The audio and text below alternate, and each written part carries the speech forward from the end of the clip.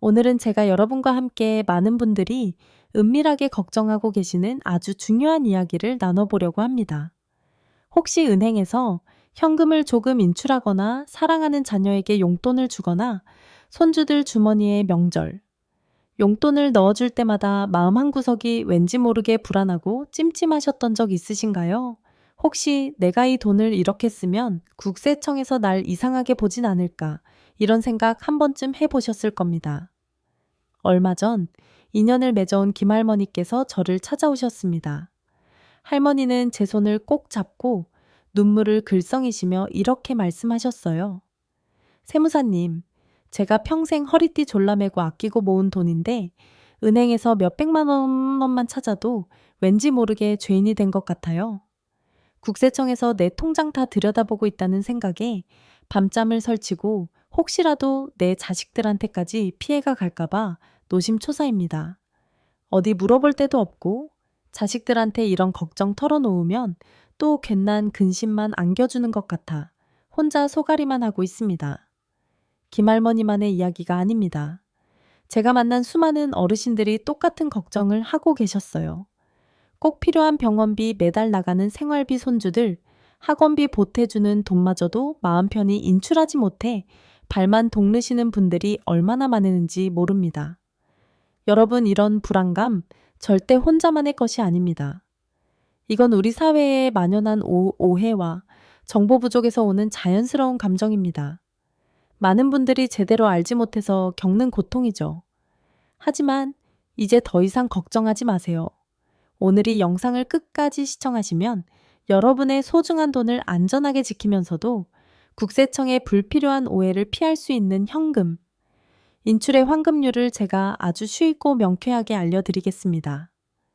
지금부터 제가 알려드리느니 환급률들을 꼭 숙지하시고 작은 것부터 실천하신다면 더 이상 현금 인출 때문에 밤잠을 설치 일은 없을 겁니다.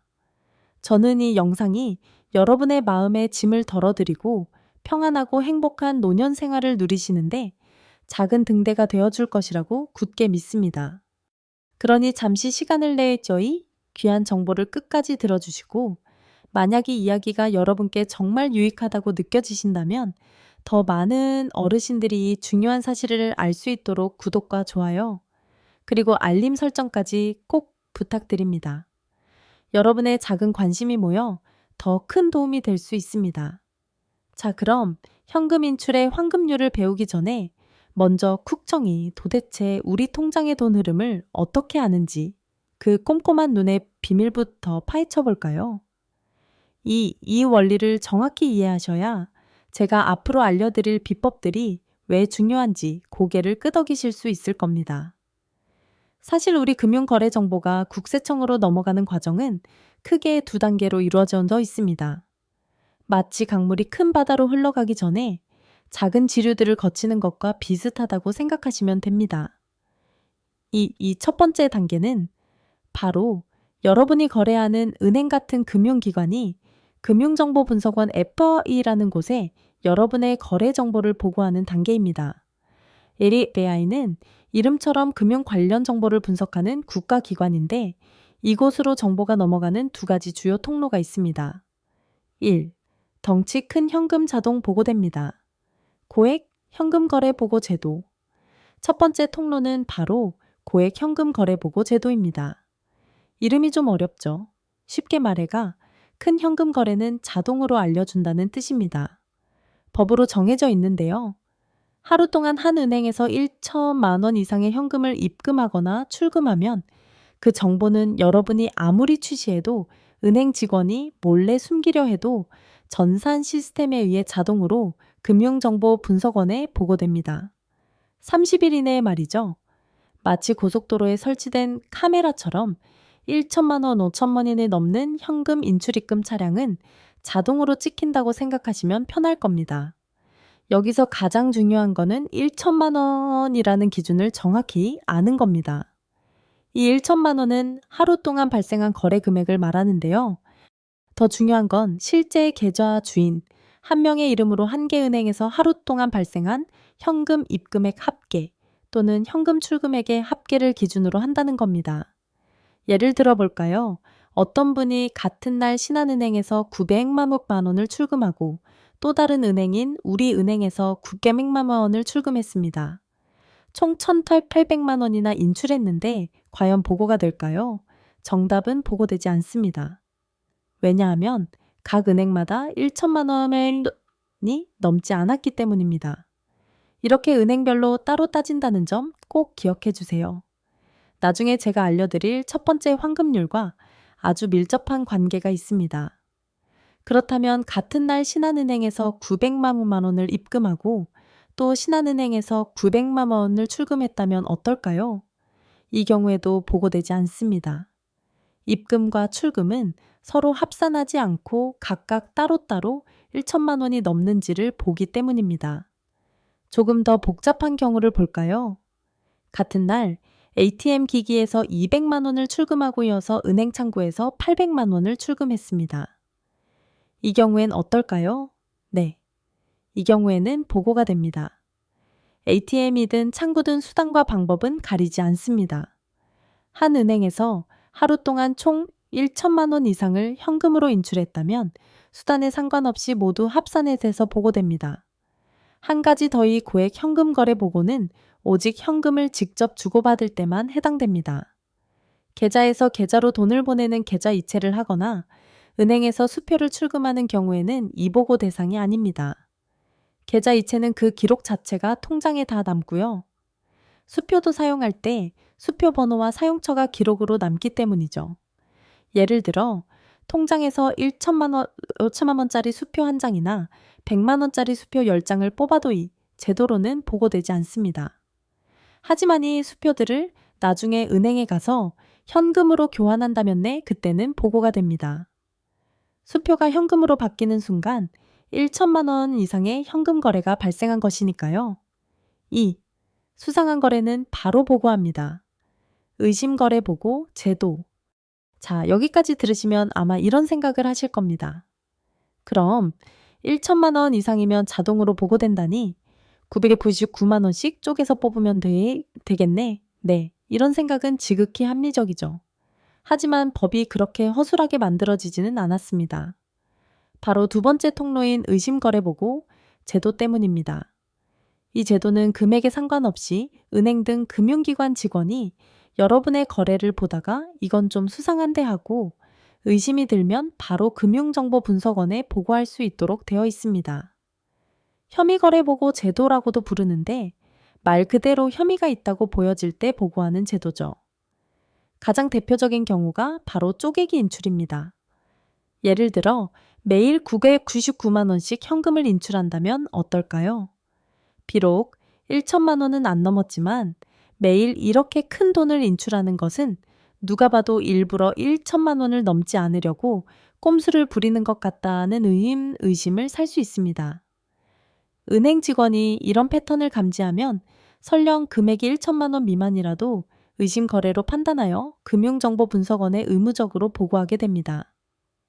여러분, 은행 직원들이 이런 보고를 얼마나 철저하게 할까요? 사실 그들은 매우 진지하게 이 의무를 수행합니다. 왜냐하면 만약 은행 직원이 여러분의 수상한 거래를 보고하지 않거나 심지어 허위로 보고한다면 그 직원 자신도 법적인 처벌을 받기 때문입니다. 허위 보고 시에는 징역이나 벌금을 물 수도 있고 보고를 안 하면 수천만 원, 천만 원의 과태료를 내야 합니다. 만약 은행 자체에서 이런 불법 행위에 공모한다면 은행 자체가 영업 정지 처분까지 받을 수 있습니다. 그러니 은행 직원들이 절대 가볍게 생각할 수 없는 문제라는 것을 아시겠죠? 그들은 법적 의무를 다하기 위해 여러분의 거래 패턴을 주의 깊게 살피고 있다는 사실을 잊지 마세요. 자, 이제 첫 번째 단계에서 은행을 거쳐 금융정보분석원 FI로 모인 정보들이 어떻게 쿡청으로 흘러가는지 알아볼까요? 이 IFI는 마치 큰 정보 창고와 같습니다. 이곳에 쌓인 정보들은 FIU에서 꼼꼼하게 분석하고 가공해서 경찰청, 검찰, 그리고 바로 국세청 같은 수사기관에 제공하게 됩니다. FI는 평소에도 조세 체납이나 세금 탈루 같은 국세청이 필요한 자료들을 수시로 제공합니다. 거기에 더해 국세청이 특정인의 금융정보가 필요하다고 요청하면 FI는 그 자료를 제공해 줘야 할 법적 의무가 있습니다. 법에는 세금 탈루 혐의를 조사하는 데 필요하다고 인정되는 경우 국세청이 FIU에 자료를 요청할 수 있다고 명시되어 있습니다. 여기서 말하는 세금 탈루 혐의란 예를 들어 여러분의 소득이나 재산 규모에 비해 현금을 너무 자주 인출하거나 그 금액이 과도하게 클 경우 등을 말합니다. 출처가 불분명한 현금이 통장에 자주 입금되는 경우도 여기에 해당되겠죠. 아마 놀라실 겁니다. 국세청이 FIU 정보를 세무조사에 얼마나 광범위하게 활용하고 있는지 말입니다. 작년 국세청이 공개한 자료를 보면 지난 5년간 FI 정보를 활용한 세무조사 건수가 무려 67천 건이 넘고 이를 통해 추징한 세금만 해도 10조 원이 넘는다고 합니다. 이 어마어마한 숫자가 보여주듯이 국세청은 FI 정보를 마치 사냥개가 먹잇감을 좁듯이 활용하고 있습니다. 세금 탈루 혐의를 확인하고 심지어 세금 안 내고 숨겨둔 재산을 찾아내는 데까지 FIU 정보가 쓰이고 있습니다. 그러니 평상시에 불필요하게 의심을 살 만한 현금 입출금은 되도록 피하는 것이 현명하겠죠. 제가 아는 최할아버지 가명 사례를 들어볼게요. 할아버지는 오래전에 작은 상가를 하나 파셨는데 매매 대금 일부를 현금으로 받으셨다고 합니다. 그리고는 그 돈을 은행에 넣어두고 필요할 때마다 조금씩 현금으로 인출해서 사용하셨죠. 자녀들에게 용돈도 현금으로 주셨고요. 그런데 몇 년 뒤 갑자기 국세청에서 연락이 왔습니다. 상가 매매 대금 현금 수령분과 그 이후의 현금 인출 내역을 근거로 이 돈은 세금 탈루 혐의가 있는 것 같다며 소명을 요구한 겁니다. 할아버지는 너무 놀라고 당황하셨죠. 정당하게 번 돈인데도 세무조사를 받아야 한다는 사실에 큰 스트레스를 받으셨습니다. 물론 제가 도와드려 무사히 소명을 마칠 수 있었지만 이런 과정 자체가 엄청난 시간 낭비와 정신적 고통을 수반합니다. 이처럼 우리는 모르는 사이에 우리의 금융정보가 꼼꼼히 들여다 보이고 있다는 사실을 인지해야 합니다. 자, 이제 이 모든 사실을 이해하셨으니 가장 중요한 질문에 탑할 시간입니다. 그래서 도대체 하루에 얼마나 어떻게 현금을 인출해야 쿡청의 세무조사를 피할 수 있나요? 이제부터 제가 여러분께 현금을 안전하게 인출하는 3가지 핵심 비법, 즉 시크릿키를 알려드리겠습니다. 이 비법들은 제가 지난 수십 년간 수많은 어르신들의 실제 사례를 통해 얻은 귀중한 노하우이자 실제로 많은 분들이 걱정 없이 편안하게 생활하실 수 있도록 도움 실천 가능한 지혜입니다. 이 황금률들을 꾸준히 지키신다면 현금 인출에 대한 불필요한 걱정 없이 여러분의 소중한 자산을 든든하게 지킬 수 있을 겁니다. 그리고 이 정보가 여러분께 정말 유익하다고 느껴지신다면 잠시 시간을 내어 좋아요 버튼 한번 꾹 눌러주시면 감사하겠습니다. 여러분의 작은 격려가 저에게 큰 힘이 됩니다. 이 비법은 아까 말씀드린 고액 현금 거래 보고 제도의 허점을 영리하게 이용하는 것입니다. 기억하시죠? 이 제도는 은행별로 1천만 원이 넘는지 안 넘는지를 따진다고요. 바로 이 점을 활용하는 겁니다. 만약 여러분이 한 번에 꽤 큰 현금이 필요하다면 절대 한 은행에서 한꺼번에 인출하지 마세요. 그 대신 이 금액을 여러 은행으로 나눠서 인출하는 겁니다. 예를 들어 이번 달에 병원비와 생활비 등으로 총 2천만 원 정도의 현금이 꼭 필요하다고 가정해 봅시다. 어르신들이 흔히 저지르는 실수. 내가 주로 거래하는 어은행에 가서 2천만 원 현금으로 주세요라고 말합니다. 마이너스 이 순간 여러분의 거래는 바로 옹입시오 자이타이 점화의 바야이 자동 보고됩니다. 제가 알려드리는 현명한 방법, 어은행에서 적정 900만 원을 인출하고 이어서 비은행으로 가서 900만 원을 인출합니다. 그리고 남은 200만 원은 시은행에서 인출하는 겁니다. 이렇게 하면 각 은행에서 인출한 금액이 모두 1천만 원 미만이 되므로 고액 현금 거래 보고 대상에서 벗어날 수 있습니다. 물론 여러 은행을 이리저리 돌아다니는 것이 좀 귀찮고 번거로울 수 있습니다. 어르신들께는 더더욱 그럴 겁니다. 세무사님, 제가 나이도 많고 다리도 아픈데 여러 은행 돌아다니기 힘들어요. 라고 말씀하시는 분들도 계세요. 하지만 여러분, FI에 내 정보가 넘어가서 국세청에 관심을 받게 될지도 모른다는 불안감. 그리고 혹시 모를 세무조사를 받는 스트레스와 시간에 비하면이 정도의 수고는 정말 아무것도 아닐 겁니다. 귀찮다는 생각 대신 내 소중한 자산을 지키는 중요한 과정이라고 생각하시면 마음이 좀 더 편하실 겁니다. 제가 만났던 박금자 할머니가의 경우가 그랬습니다. 할머니는 매달 자녀들에게 생활비를 현금으로 주시는 분이셨는데 항상 한 은행에서 매번 1천만 원이 넘는 돈을 인출하셨다고 합니다. 그러다 어느 날 갑자기 국세청으로부터 현금 사용처 소명을 요청하는 연락을 받으셨죠. 할머니는 너무 놀라고 당황해서 저를 찾아오셨습니다. 제가 박 할머니께이 여러 은행 분산 인출 방법을 자세히 설명해 드렸습니다. 처음에는 고개를 저으시며 아이고 세무사님, 제가 은행 돌아다니는 건 정말 질색입니다. 라고 하셨지만 세무조사 걱정보다는 낫다며 제 조언대로 꾸준히 실천하셨습니다. 몇 달 뒤 할머니는 제게 전화하셔서 세무사님 정말 감사합니다. 이제 마음 편해 자식들 용돈도 주고 제 돈 쓰는 것도 덜 불안해요. 은행 가는 게 아침 운동이라고 생각하니 마음도 편하고요. 라며 활짝 웃으셨습니다. 이처럼 작은 실천이 여러분의 큰 불안감을 해소해 줄 수 있습니다. 이 비법은 아까 말씀드린 의심거래 보고 제도를 피하기 위한 아주 중요한 전략입니다. 앞서 말씀드렸죠? 매일 수고 69만 원씩, 즉 1천만 원 하더니 안 넘게 현금을 쪼개서 뽑는 건 고액 현금 거래 보고는 피할지 몰라도 은행 직원의 눈에는 수상한 꼼수로 비칠 수 있다고 말입니다.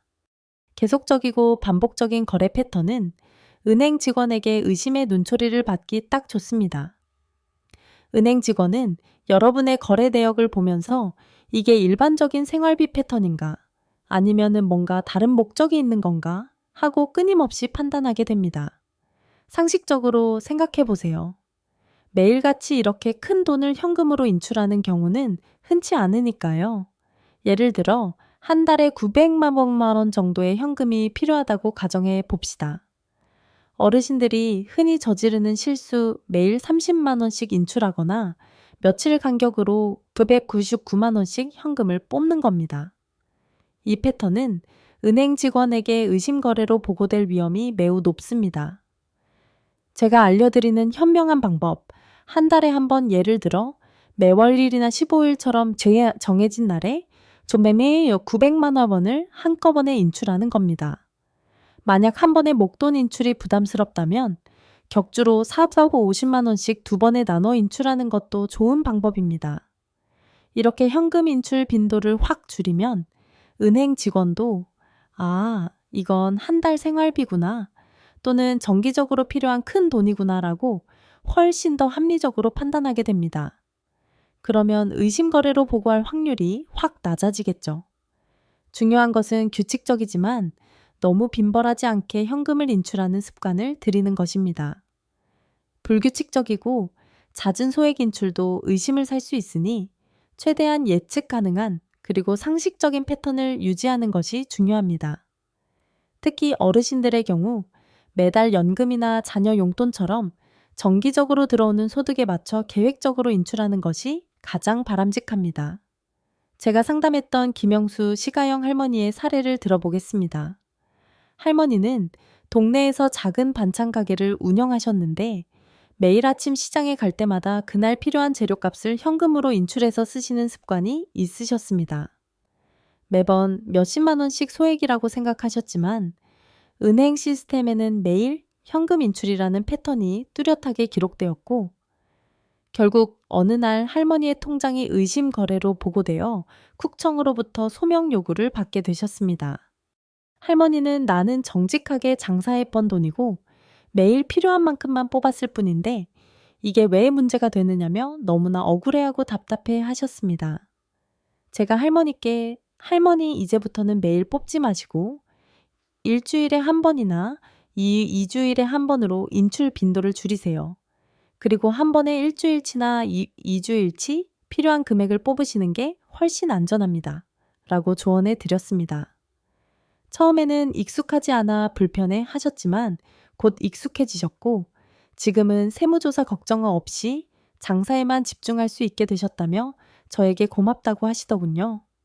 이처럼 평소에 작은 습관 하나가 여러분의 마음을 편안하게 만들고 불필요한 걱정을 덜어줄 수 있습니다. 이것이 제가 드릴 말씀 중 가장 중요할 수도 있는 비법이자 많은 어르신들이 놓치기 쉬운 부분입니다. 앞에서 월 1회 인출이 좋다고 말씀드렸지만 매월 1 내에 출금한다고 하더라도 여러분의 소득이나 현재 가지고 계신 금융자산 규모에 비추어 은행 직원이 과도한 인출이라고 여긴다면이 또한 의심거래로 FI에 보고될 수 있습니다. 이 비법은 앞선 두 가지와는 달리 금액과 빈도뿐 아니라 여러분의 재정 상태까지 고려해야 하는 부분입니다. 은행 직원은 단순히 액수나 빈도만 보는 것이 아니라 여러분의 경제 활동과 비교하여 이 정도 소득의 이만큼 현금을 뽑는 게 상식적인가를 판단하게 됩니다. 예를 들어 매월 국민연금으로 100만 원을 받으시는 분이 매달 900만 원씩 현금을 인출한다면 은행 직원은 당연히 의심할 수밖에 없습니다. 이 많은 현금은 도대체 어디서 나는 거지? 혹시 다른 소득을 숨기고 있는 건 아닐까 하고 생각하게 되는 거죠. 소득이 없거나 현재이 적은데 갑자기 고액의 현금을 지속적으로 인출하면 은행 직원은 그 현금의 출처를 의심하게 되고는 곧 의심 거래 보고로 이어질 가능성이 매우 높습니다. 그럼 많은 분들이 이렇게 물어보십니다. 세무사님, 그럼 도대체 얼마가 적정한 금액이라는 말인가요? 사실 100% 정답이라고 할 수 있는 특정 금액은 없습니다. 은행 직원도 결국 사람이기 때문에 여러분의 입장에서 이 정도면 좀 심한가? 라고 생각이 들면 은행 직원도 똑같이 심하다고 판단할 가능성이 높습니다. 구체적인 금액 설정은 여러분의 정기적인 소득, 연금, 월세 수입 등 현재 보유하신 금융자산의 규모, 그리고 이 현금이 어디에 어떻게 쓰이는 지생활비, 병원비, 자녀, 용돈 등을 종합적으로 고려하여 개별적으로 판단해야 합니다. 정기적인 소득이 있다면 그 소득의 범위 내에서 혹은 소득 대비 합리적이고 상식적인 수준에서 현금을 인출하는 것이 가장 좋습니다. 예를 들어 월 연금 200만 원을 받으시는 분이 매월 100만 원에서 150만 원 정도를 현금으로 인출하여 생활비로 사용한다면 이는 매우 합리적이라고 볼 수 있습니다. 고액의 목돈이 필요하다면 현금 인출보다는 계좌이체를 활용하는 것이 훨씬 더 안전하고 투명합니다. 만약 사랑하는 자녀에게 증여할 때는 반드시 계좌이체를 통해 기록을 남기고 증여 금액이 비과세 한도를 초과할 경우 반드시 증여 신고를 통해 합법적인 절차를 받는 것이 나중에 복잡한 세무조사를 피하는 가장 확실한 방법입니다. 미리미리 세무 전문가와 상담하여 정확한 정보를 얻으시는 것이 좋습니다. 불가피하게 고액 현금이 꼭 필요한 상황이라면 예를 들어 부동산 계약금이나 잔금을 현금으로 지불해야 하는 경우처럼 인출 전 해당 현금의 정확한 출처와 사용 목적을 증명할 수 있는 자료의 부동산 매매 계약서, 상속 재산 분배 내역 이전 현금 수입원 증빙 등을 미리미리 준비해 두는 것이 좋습니다. 혹시 뭐를 소명 요구에 바로 대비할 수 있으니까요. 제가 상담했던 이만수 시가영 할머니의 사례를 들어보겠습니다. 할머니는 얼마 전 살던 아파트 한 채를 처분하시고 그 매매 대금 일부를 현금으로 받아 자녀들에게 생활자금으로 나누어 주려고 하셨습니다. 은행에서 한 번에 5천만 원을 인출하려 하자 은행 직원이 목적을 물었고 결국 할머니의 인출 시도는 의심거래로 보고될 수 있다는 경고를 받게 되셨습니다. 할머니는 나는 세금 피하려고 한 게 아니라 그저 자식들 편하게 쓰라고 현금으로 준 것뿐인데라며 답답해 하셨습니다. 제가 할머니께 어머니 자녀에게 큰 돈을 주실 때는 꼭 계좌이체를 이용하시고 금액이 크면 증여에 신고를 하시는 게 나중에 복잡한 일을 만들지 않는 가장 현명한 방법입니다. 라고 조언해 드렸습니다. 이후 할머니는 고액 현금 인출 대신 계좌, 이체와 저와의 세무 상담을 통해 모든 문제를 깔끔하고 안전하게 해결하셨습니다. 이처럼 자신의 재정 상황을 충분히 고려한 현명한 인출 계획을 세우는 것이 중요하며 필요하다면 전문가의 도움을 받는 것이 가장 안전하고 확실한 방법입니다. 여러분, 오늘 제가 여러분께 알려드린 3가지 현금 인출의 환급률을 꼭 기억하시고 실천에 옮겨주시길 간절히 바랍니다. 첫째, 귀찮더라도 여러 은행으로 나눠둬서 한 은행당 1천만 원 미만으로 출금하기. 둘째, 최소한 격주 또는 월 단위의 빈도로 출금하기. 셋째, 여러분의 소득과 자산 수준에 비춰서 적정한 금액을 출금하기. 이 3가지 원칙만 꾸준히 지키셔도 불필요한 세무조사 걱정 없이 여러분의 소중한 자산을 안전하고 든든하게 관리하실 수 있습니다. 우리가 평생 힘들게 땀 흘려 모은 소중한 돈입니다. 그 돈을 쓰면서 불안감에 시달리거나 혹시 모를 문제 때문에 마음 조여서는 안 됩니다. 저는 이 정보가 여러분의 마음의 짐을 덜어드리고 더 편안하고 행복한 노년을 보내시는데 실질적인 도움이 되기를 진심으로 바랍니다. 오늘부터 꼭 이 환급률들을 알아보고 꾸준히 실천하셔서 현금 인출에 대한 모든 걱정과 불안감을 깨끗하게 날려버리시길 바랍니다. 지금 바로 이 영상을 보신 후에 댓글로 실천해 보겠습니다 라고 남겨주세요. 여러분의 작은 다짐과 실천 의지가 큰 변화를 가져올 수 있습니다. 그리고 오늘 제가 드린 이야기가 여러분께 단 1%라도 도움이 되셨다면이 중요한 정보가 더 많은 우리 어르신들께 전달될 수 있도록 구독과 좋아요, 그리고 알림 설정까지 꼭 부탁드립니다. 여러분의 작은 클릭 하나가 저에게는 정말 큰 힘이 되고 더 좋은 정보를 만들고 나누는데 귀한 에너지가 됩니다. 다음에도 여러분의 생활에 꼭 필요한 더 알차고 실질적인 정보로 다시 찾아뵙겠습니다. 여러분의 건강하고 평안한 노년 생활을 늘 응원합니다. 감사합니다. 오늘 이 이야기를 통해 우리는 삶의 소중한 교훈 하나를 깨닫게 됩니다. 평생 허리띠 졸라매고 모은 돈, 그 돈을 쓰는 순간조차 불안과 찜찜함으로 가득 찬 마음. 김할머니처럼 수많은 어르신들이 은행에서 현금을 인출할 때마다 국세청의 시선이 느껴져 밤잠을 설치고 자녀들에게 주는 용돈마저 죄책감으로 물든 채 살아가고 있습니다. 이 불안은 단순한 오해가 아니라 정보의 부족에서 비롯된 고통입니다. 하지만 이 영상을 통해 배운 현금 인출의 환급률, 여러 은행으로 나눠 인출하기, 월 단위로, 빈도를 줄이기, 소득에 맞는 적정 금액 유지하기 은 우리에게 더 큰 교훈을 줍니다.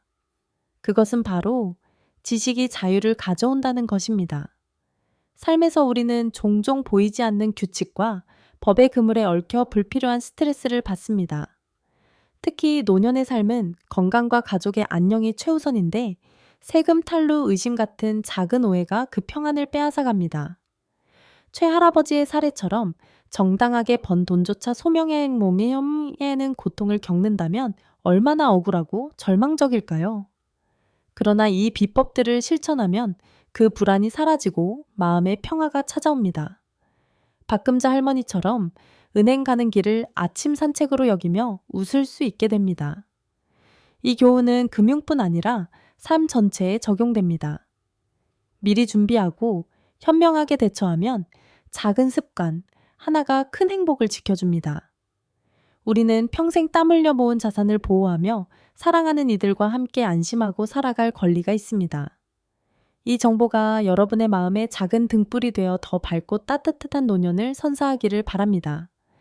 여러분, 이 교훈이 공감되시나요?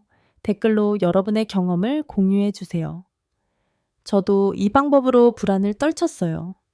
처럼 서로의 이야기를 나누며 더 강해집시다. 그리고 더 많은 실생활 팁을 받으시려면 지금 구독과 좋아요, 알림 설정 부탁드려요. 여러분의 작은 클릭이 제게 큰 힘이 되고 더 유익한 콘텐츠를 만들 동력이 됩니다. 함께 행복한 삶을 만들어가요.